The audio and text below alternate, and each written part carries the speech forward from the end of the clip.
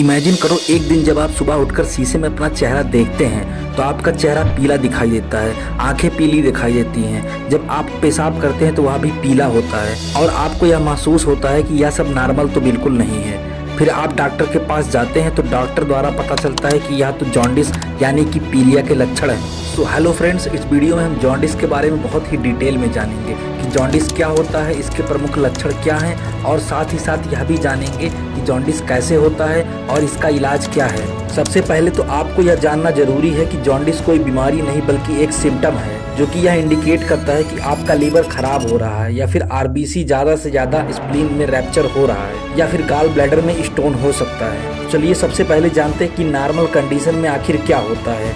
Normally RBC का life span 120 दिन होता है। इसके बाद आरबीसी स्प्लीन में जाकर दो पार्ट में ब्रेक डाउन होता है, हीम एंड बिलिरुबिन।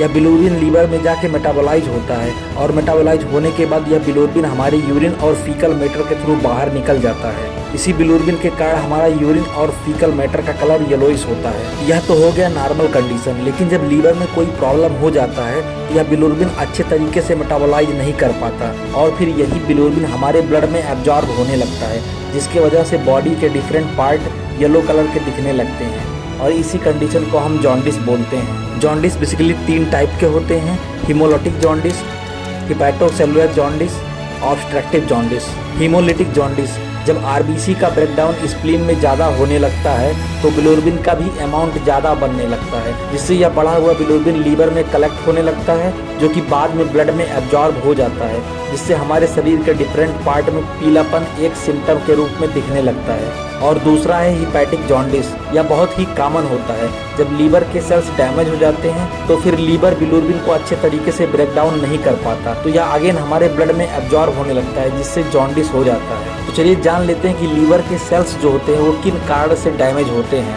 पहला हेपेटाइटिस और दूसरा लीवर सिरोसिस। इन दो मेन रीजन की वजह से लीवर के सेल्स डैमेज हो सकते हैं। हेपेटाइटिस बेसिकली 4 टाइप के होते हैं, A, B, C, D। इसमें से hepatitis B and C liver के लिए बहुत ही हार्मफुल होता है, जो कि लीवर के सेल्स को डैमेज कर देता है और बहुत सी केसों में तो यह कैंसर तक कॉज करता है। दूसरा लीवर सिरोसिस।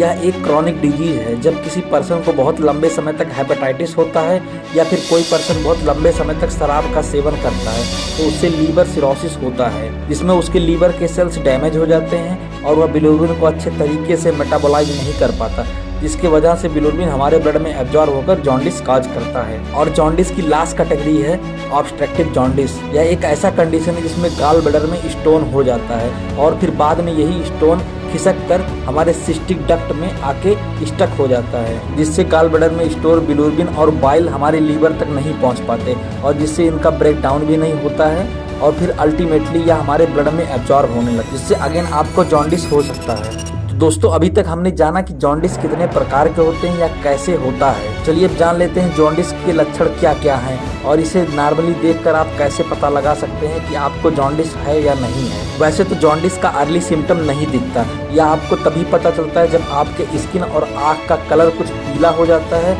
या फिर कुछ काम करने पर जल्दी थकान और कमजोरी महसूस होती है और जैसे ही आप कुछ खाने की कोशिश करते हैं तो उल्टी जैसा महसूस होता है और खाने के बाद पेट में हल्का हल्का दर्द बना रहता है और फिर धीरे धीरे भूख लगना अल्टीमेटली बंद हो जाता है। जॉन्डिस के यह सब बहुत महत्वपूर्ण लक्षण हैं। अगर जो इनमें से कोई भी प्रॉब्लम आपको दिख रहा है तो तुरंत डॉक्टर से संपर्क करें। लेकिन फिर भी जॉन्डिस को ठीक करने के लिए कुछ ऐसे घरेलू तरीके हैं जिसको अपनाकर आप अपने लीवर को हेल्दी बना सकते हैं। अगर एक बार आपका लीवर हेल्दी बन गया तो जॉन्डिस से भी आप जल्दी से जल्दी रिकवर कर सकते हैं। चलिए इस पॉइंट को देखते हैं। Number 1, take healthy food.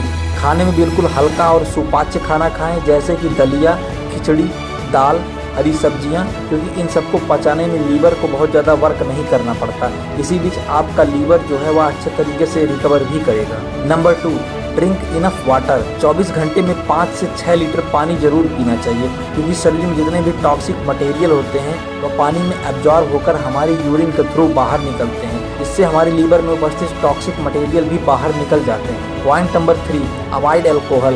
पीलिया में अल्कोहल या शराब बिल्कुल भी नहीं पीना चाहिए, क्योंकि शराब आपके लीवर के लिए बहुत ही हानिकारक होता है। Next, avoid oily and junk food. पीलिया के दौरान तली भुनी चीज और बाजार के जंक फूड बिल्कुल भी नहीं खाना चाहिए, क्योंकि ये हमारे लीवर के लिए बहुत ही हानिकारक होता है। नेक्स्ट पॉइंट है टेक रेस्ट।